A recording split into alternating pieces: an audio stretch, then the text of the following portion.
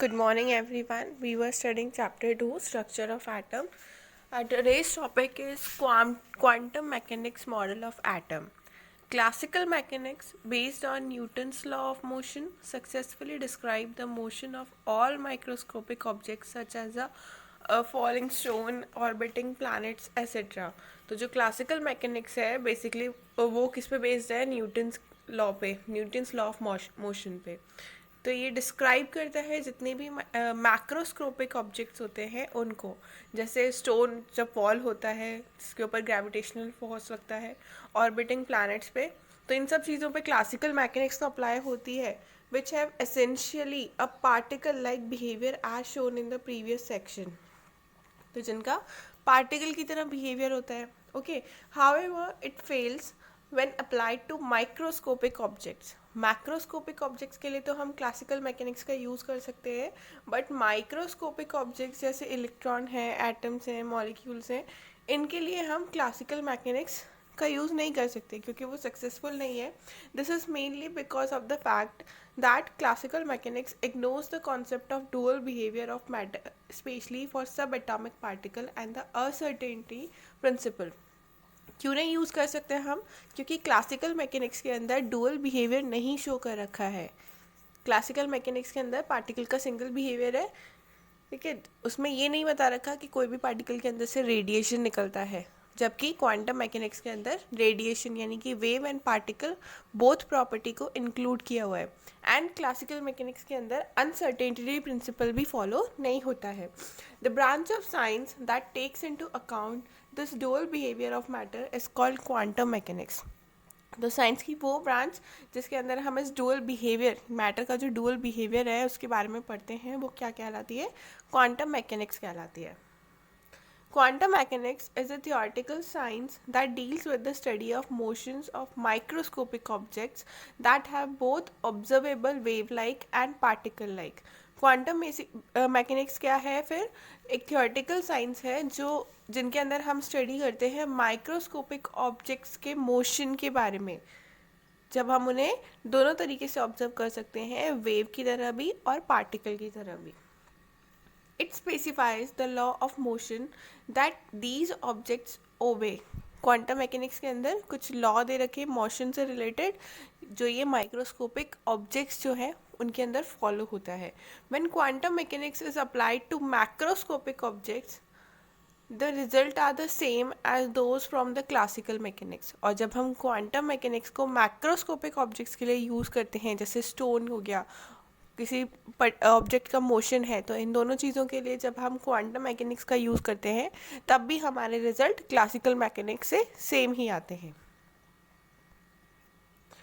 Quantum mechanics were developed independently in 1926 by Werner Heisenberg and Erwin Schrödinger. तो quantum mechanics को develop किया गया था 1926 में by Werner Heisenberg and Erwin Schrodinger के through. Here however we shall be discussing the quantum mechanics which is based on the idea of wave motion.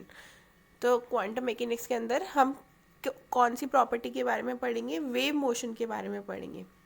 The fundamental equation of quantum mechanics was developed by Schrödinger and it won him the Nobel Prize in Physics in 1933.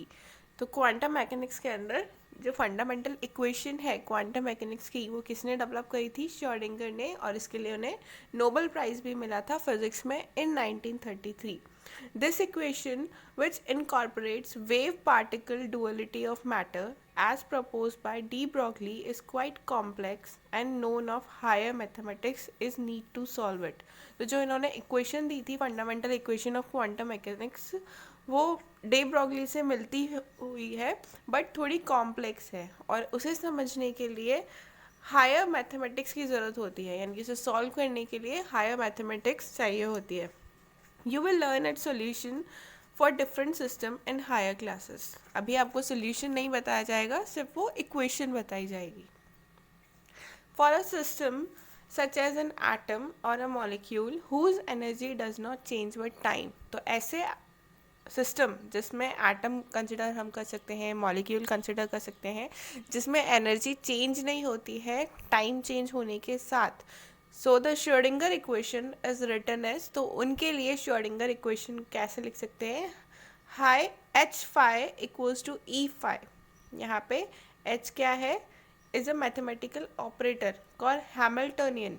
जो यहाँ पे H vector आपको दे रखा है वो है Hamiltonian को बोलते हैं। And Schrodinger gave a recipe of constructing these operator from the expression for the total energy of the system।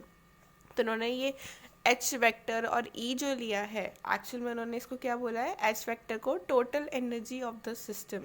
The total energy of the system takes into account the kinetic energy of all the sub atomic particle, attractive potential between the electron and nuclei and repulsive potential among the electron and nuclei individual।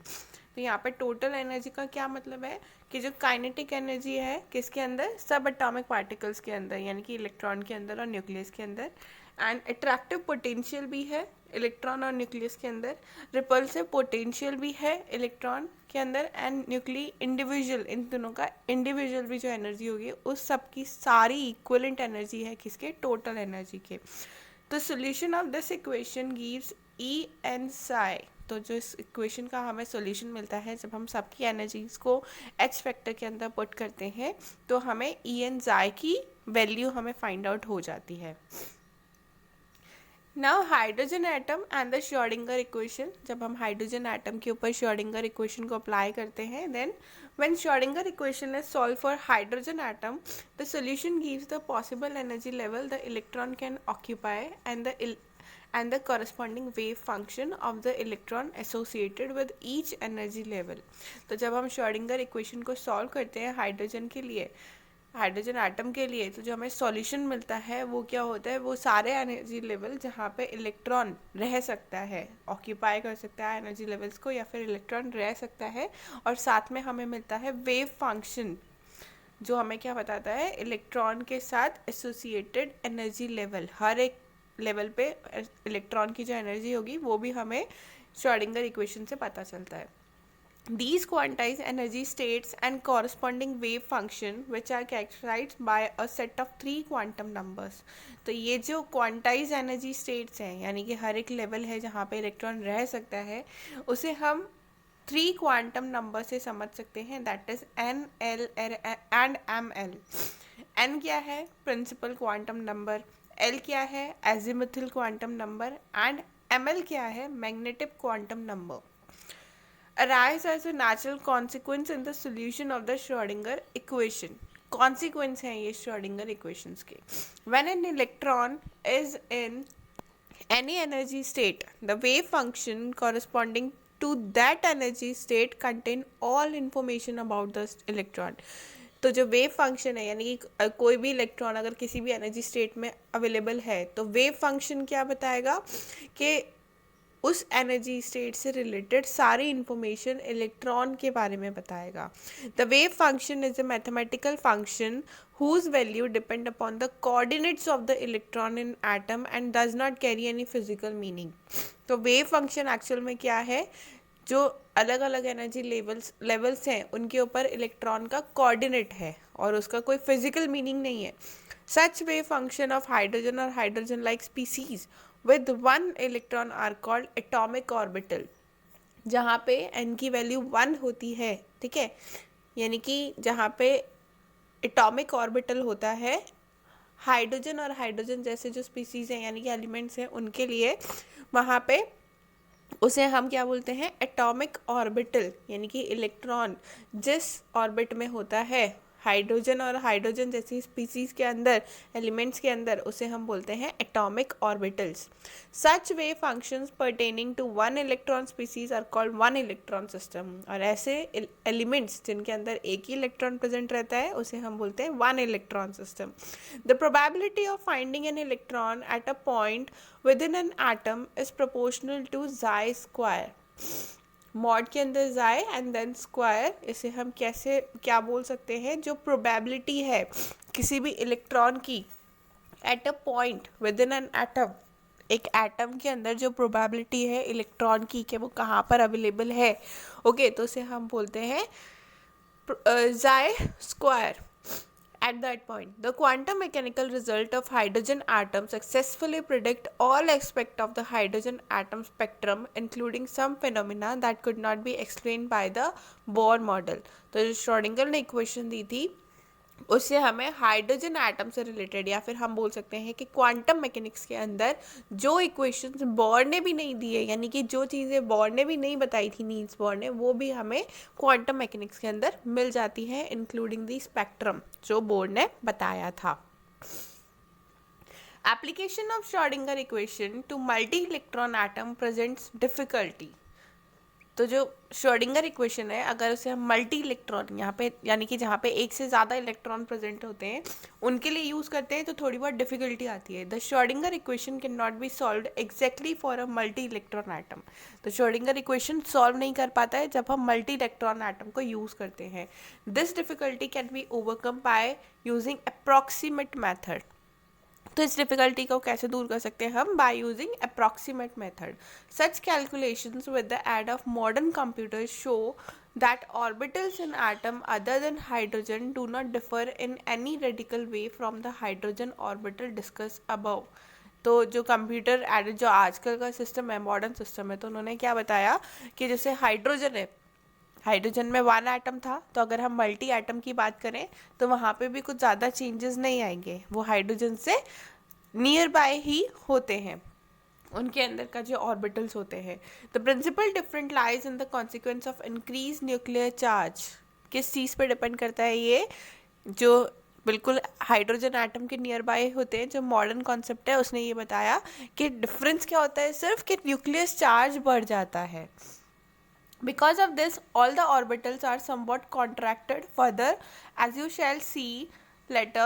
Unlike orbitals of hydrogen or hydrogen-like species, whose energy depend only on the quantum number n, the energies of the orbital in multi-electron atom depend on quantum number n and l.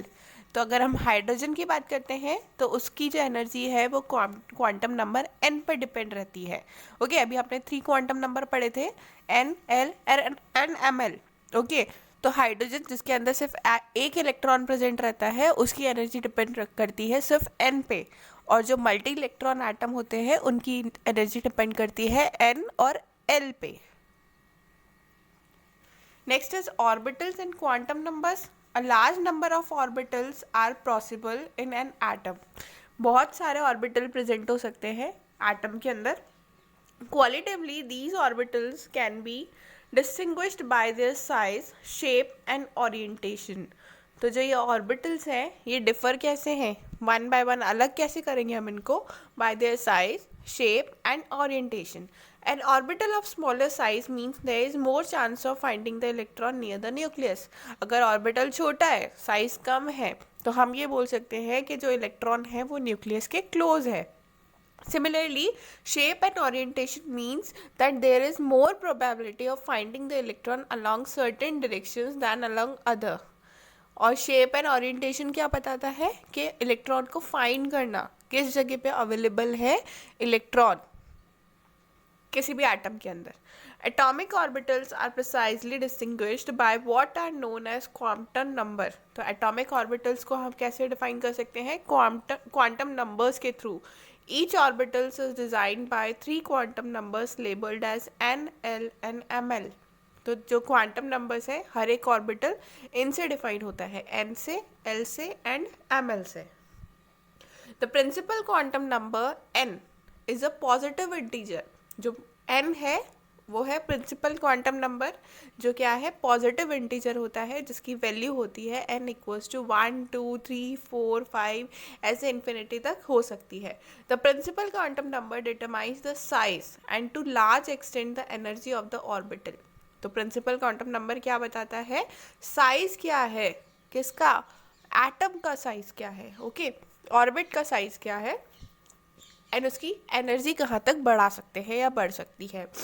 For hydrogen atom and hydrogen like species, energy and size of the orbital depend only on n. जो hydrogen है और hydrogen के जैसे species है उनकी energy किस चीज़ पे डिपेंड रहती है? सिर्फ n पे, यानी कि द प्रिंसिपल क्वांटम नंबर पे ही डिपेंड रहती है. The principal quantum number also identifies the shell और प्रिंसिपल क्वांटम नंबर के अंदर शेल भी आते हैं with the increase in the value of n। जब n की वैल्यू बढ़ेगी 1 2 3, 1 तो चलो हमने हाइड्रोजन के लिए बोल दिया तो वो तो n पे डिपेंड रहेगा, हाइड्रोजन लाइक एटम्स के लिए वो n पे डिपेंड है, बट उससे ज़्यादा मल्टी इलेक्ट्रॉन के लिए क्या करेंगे तो वो वैल्यू किस पे डिपेंड रहती है, as the number of allowed orbit increases, जब ऑर्बिट बढ़ते हैं and are given by n square, जिसे हम एन स्क्वायर से लेते हैं, एन से नहीं लेते हैं, okay, all the orbitals of a given value of n constitute a single shell of atom. तो जितने भी ऑर्बिटल्स होंगे जिनकी वैल्यू एन है वो किससे रिप्रेजेंट होंगे, सिंगल शेल से, and are represented by the following letter 1 2 3 4 का मतलब है K L M N. First orbital है तो के, सेकेंड ऑर्बिटल है तो एल, थर्ड ऑर्बिटल है तो एम एंड फोर्थ ऑर्बिटल है तो N. Size of an orbital increase with increase of principal quantum number. Size बढ़ती है कब, जब क्वांटम नंबर बढ़ता है, प्रिंसिपल क्वांटम नंबर बढ़ता है। In other words the electron will be located away from the nucleus, यानी कि हम बोल रहे हैं कि प्रिंसिपल क्वांटम नंबर बढ़ने का मतलब है कि इलेक्ट्रॉन दूर जा रहा है न्यूक्लियस से।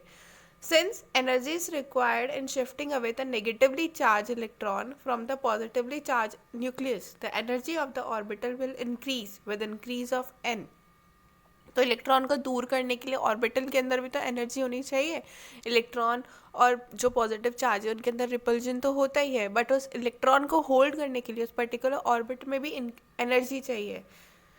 तो ऑर्बिटल एनर्जी बढ़ती है जब n की वैल्यू बढ़ती है। Now azimuthal quantum number L is also known as orbital angular momentum और subsidiary quantum number। L को क्या बोलते हैं हम, जो azimuthal quantum number था उसको बोलते हैं orbital angular momentum और subsidiary quantum number। It defines the three dimensional shape of the orbital। ये क्या बताता है, जो थ्री डायमेंशनल शेप है ऑर्बिटल की उसे बताता है। For a given value of n, L can have n value ranging from 0 to n-1। n की वैल्यू के लिए l की वैल्यू चेंज होती है, यानी कि l को हम रिप्रेजेंट कर सकते हैं n-1 से, यानी कि n अगर 0 है, n अगर 1 है तो l 0 से स्टार्ट होगा, ठीक है। That is for a given value of n the positive possible value of l are l equals to 0 1 2 3 to n-1। तो हम ये बोल सकते हैं जब n की वैल्यू 1 2 3 4 होती है तो l की वैल्यू 0 1 2 3 4 होती है, क्योंकि l को हम n-1 से भी रिप्रेजेंट कर सकते हैं। For example when n equals to 1 value of l is only 0, for n equals to 2 the possible value of l can be 0 and 1, for n equals to 3 the possible l value are 0 1 and 2।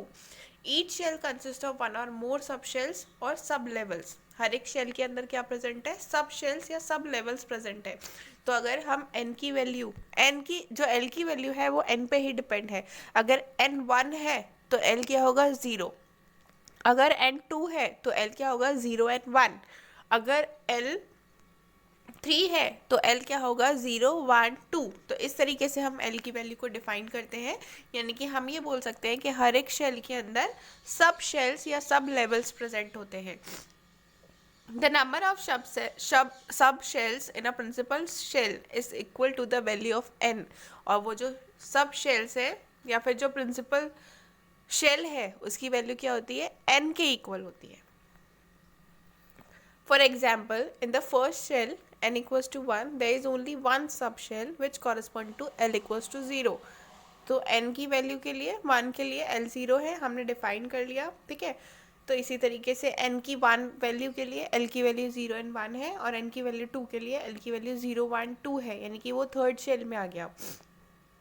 Each sub shells is assign an azimuthal quantum number, और हर एक sub shell किससे assign होता है, azimuthal quantum number l से assign होता है।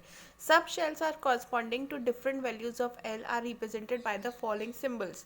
हमने n की वैल्यू ली थी KLMN से, यहाँ पे l की वैल्यू को किससे ले रहे हैं, SPDF से।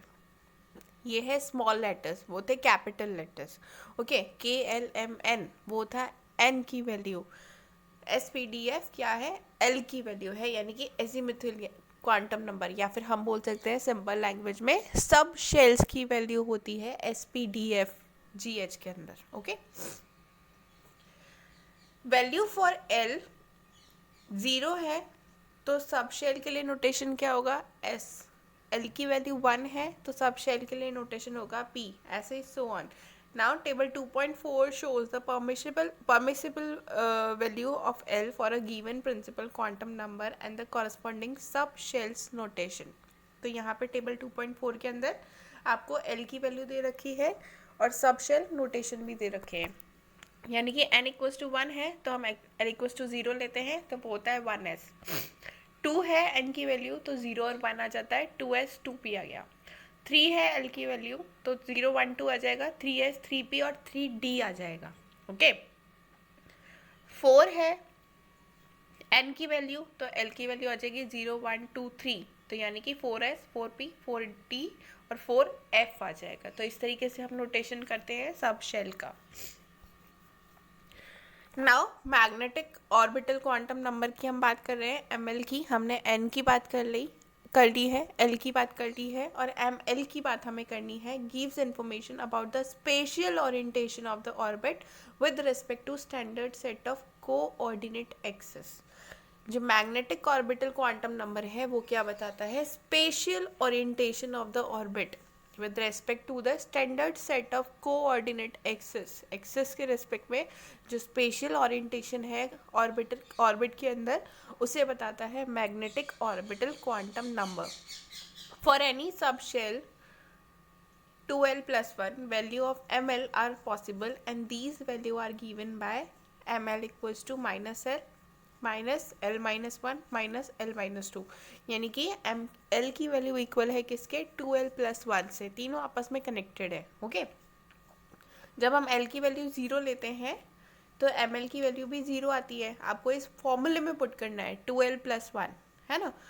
l की वैल्यू 1 लेते हैं तो m की वैल्यू भी 1 आती है और m की वैल्यू -1 0 और +1 भी आ सकती है. ओके, 2l plus 1 से आपको वैल्यू को फाइंड आउट करना है. It should be noted the value of ml are derived from l and that the value of l are derived from n. Okay, ml की वैल्यू हम ले रहे हैं l से और l की वैल्यू हम ले रहे हैं किससे? n से. Each orbital in an atom therefore is defined by a set of value of n, l and ml. तो हर एक ऑर्बिटल के अंदर हम क्या क्या वैल्यू फाइंड आउट करते हैं? n, l and ml. An orbital described by the quantum number n equals to 2, l equals to 1, ml equals to 0 is an orbital in the p subshell of the second shell. जब हम n equals to 2 value ले रहे हैं, l equals to 1 ले रहे हैं and l equals to 0 ले रहे हैं, इसका मतलब है कि कौन सा ऑर्बिटल है? p and sub shell second shell के अंदर वो प्रेजेंट है. The following chart gives the relation between the sub shell and the number of orbital associated with it. तो आपको एक चार्ट दे रखा है जिसके अंदर सब शेल्स बता रखे हैं और उससे रिलेटेड ऑर्बिटल्स भी आपको बता रखे हैं. तो इस चार्ट के अंदर जब वैल्यू ऑफ l की वैल्यू 0 है तो सब शेल होगा s and number of orbitals होंगे 1. ओके, l की वैल्यू 1 है तो सब शेल होगा नोटेशन p और नंबर ऑफ ऑर्बिटल्स होंगे 3. ठीक है, तो और वैल्यू ऑफ l जब 2 है तो सब शेल नोटेशन होगा d और नंबर ऑफ ऑर्बिटल्स होंगे 5. यानी कि आप इसे ऐसे ले सकते हैं, जब वैल्यू l की 0 है तो 1s आएगा, l की वैल्यू 1 है तो p की वैल्यू 3 तक जा सकती है, l की वैल्यू 2 है तो d की वैल्यू 5 तक जा सकती है, यानी कि d1 d2 d3 d5. Okay, p के लिए p1 p2 p3. 3 जब l की वैल्यू 3 है तो f की वैल्यू 7 तक जा सकती है, f1 f2 f3 f4 f5 f6 and f7. इस तरीके से. नेक्स्ट है इलेक्ट्रॉन स्पिन. इलेक्ट्रॉन स्पिन क्या होता है? The 3 quantum number labelling an atomic orbital can be usually equally well to define its energy. जो हमने 3 क्वांटम नंबर अभी देखे थे n, l एंड ml, वो एक्चुअल में क्या करते हैं? इनका यूज़ करते हैं हम एनर्जी को डिफाइन करने में. शेप को डिफाइन करने में एंड ओरिएंटेशन को डिफाइन करने में. But all these quantum number are not enough to explain the line spectra observed in the case of multi electron atom. पर फिर भी ये जो तीनों चीज़ें हमने यूज़ करी है, क्वांटम नंबर्स को हमने यूज़ करा है, ये मल्टी इलेक्ट्रॉन एटम्स का लाइन स्पेक्ट्रा बताने में पॉसिबल नहीं है, केपेबल नहीं है. तो that is some of the line actually occurs in doublet, triplet etcetera. तो कुछ लाइंस मल्टी इलेक्ट्रॉन के अंदर डबल भी अकर हो सकती हैं एंड कुछ लाइन ट्रिपल भी अकर हो सकती हैं. This suggested the presence of a few more energy level than predicted by the 3 quantum number. तो हम ये बोल सकते हैं कि जब ये लाइंस डबल भी आ रही है स्पेक्ट्रा के अंदर, ट्रिपल भी आ रही है, तो और ज़्यादा एनर्जी लेवल्स अवेलेबल है beside these 3 quantum numbers. In 1925, George Uhlenbeck and Samuel Goudsmit proposed the presence of the fourth quantum number known as electron spin quantum number. तो 1925 के अंदर जॉर्ज अहलनबेक ने एंड सैमुअल गॉडस्मिथ ने एक फोर्थ क्वांटम नंबर प्रपोज किया था जिसे बोलते हैं MS, electron spin quantum number. An electron spins around its own axis much in a similar way as Earth spins around its own axis while revolving around the sun. तो जो electron spin quantum number है उसे आप इस तरीके से समझ सकते हैं कि इलेक्ट्रॉन भी अपनी ही एक्सिस पे उसी तरह रिवॉल्व करता है, मूव करता है जैसे अर्थ सन के चारों ओर मूव करते टाइम अपनी एक्सिस पे भी रिवॉल्व करती है. In other words, an electron has beside charge and mass intrinsic spin angular quantum number. तो इलेक्ट्रॉन के अंदर चार्ज और मास के अलावा एक intrinsic spin angular quantum number भी होता है. Spin angular momentum of the electron, a vector quantity, can have two orientation relative to the chosen axis. These two orientation are distinguished by the spin quantum number MS, which can take the value of plus half or minus half. And these are called the two spin state of the electron. तो हम vector जो quantities है यानी कि momentum जो है, angular momentum electron का जो अपनी एक्सिस पे मूव कर रहा है, तो उसके टू ओरिएंटेशन हो सकते हैं, यानी कि दो वैल्यू हो सकती है, प्लस हाफ भी ले सकते हैं और माइनस हाफ भी ले सकते हैं. और इस चीज़ को हम बोलते हैं two spin state of the electron and are normally represented by the arrow spin up and spin down. इन दो एरो से हम इसे रिप्रेजेंट करते हैं. Two electrons that have different MS value, ऐसे इलेक्ट्रॉन जिनकी वैल्यू क्या है, डिफरेंट है MS value, are said to have opposite spin. तो हम इसे क्या बोलते हैं कि ये अपोजिट स्पिन के अंदर है. An orbital can not hold more than two electron and these two electron should have opposite spin. एक ऑर्बिटल के अंदर दो इलेक्ट्रॉन ऐसे नहीं आ सकते जिनका अपोजिट स्पिन हो. Okay, to sum up the four quantum number provide the following information. तो अब ये फोर क्वांटम नंबर जो हमने पढ़े, N, L, ML and MS, जब ये फोर क्वांटम नंबर हमने पढ़े तो इनके अंदर हमें कुछ इन्फॉर्मेशन मिली. वो क्या थी? N defines the shell. N क्या बता रहा है? शेल को बता रहा है. Determines the size of the orbital and also to a large extent the energy of the orbital. Orbital कितने हैं, साइज ऑर्बिटल की बता रहा है, शेल को बता रहा है, साथ में कितना एनर्जी हो सकती है उस ऑर्बिटल की ये भी बता रहा है. क्या? N. There are N sub shells in the N shell. N shell के अंदर N number of sub shells हो सकते हैं. L identifies the sub shell, और L क्या बताता है? उन सब शेल्स को बताता है. शेल के अंदर सब शेल है, N अगर शेल है तो L क्या है? सब शेल है. And determine the shape of the orbital, और वो क्या बताता है? ऑर्बिटल के शेप को बताता है. There are 2l+1 orbital of each type in a sub shell, that is 1s orbital, 3p orbital and 5d orbital per sub shell. इसके अलावा 2l+1 ऑर्बिटल भी हो सकते हैं हर एक सब शेल के अंदर, सच एज s ऑर्बिटल है, S1 है, ठीक है. P के लिए हम 3 ऑर्बिटल का यूज़ करते हैं एंड D के लिए हम 5 का यूज़ करते हैं, और F के लिए हमने पढ़ा था 7 का यूज़ करते हैं. To some extent L also determine the energy of orbital in a multi electron atom. और मल्टी इलेक्ट्रॉन एटम के अंदर L क्या बताता है? एनर्जी बताता है. और सिंगल इलेक्ट्रॉन एटम के अंदर, हाइड्रोजन या हाइड्रोजन लाइक एटम के अंदर N एनर्जी को बताता है. ml designate the orientation of the orbital, और ml क्या बताता है, ऑर्बिटल का orientation. For a given value of l, ml has 2l+1 value. l की वैल्यू के लिए m की वैल्यू क्या होती है, ml की value 2l+1, the same as the number of orbital per subshell. It means that the number of orbital is equal to the number of ways in which they are oriented. तो ml का क्या मतलब है, the number of orbitals, जितने orbitals होंगे वो equal किसके होंगे, कि जितने टाइप में हम उसे ओरिएंट कर सकते हैं। ms refers to the orientation of the spin of the electron, और ms क्या बताता है, इलेक्ट्रॉन कैसे स्पिन कर रहा है। That's it.